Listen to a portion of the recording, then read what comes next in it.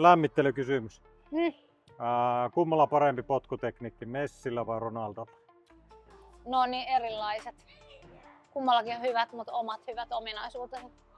Messille ehkä tarkempi vähän. Yhtä oikeeta ei ole. On paljon lukuisia erilaisia potkutekniikoita ja me valmennetaan lukuisia erilaisia potkutekniikoita. Kyllä mä ainakin silloin kun mä oon itse ollut junnuja harjoitellut, niin toivoisin, että mulla olisi ollut tämmönen onkovan matto, missä pystyisi hyvin toucheja ottaa. Koen, että on erittäin hyvä niin kuin pelaajan pallonkäsittelytaidon ja motoriikan parantamiseen. Me korostetaan myös tosi paljon omatoimiharjoittelua potkutekniikka-harjoitteissa, joten se, että jos sulla on hyvä yleispallonkäsittelytaito ja motoriikka pelittää pallon kanssa, niin silloin sä pystyt myös pelissä luomaan itsellesi hyvin paikkoja, milloin pääsee esimerkiksi laukomaan. Ja sit koen, että tämä onkova matto on erittäin hyvä siihen, että pelaaja pystyy itsenäisesti harjoitella pallonkäsittelytaitoa, joka sitten antaa lisää avaimia kentällä.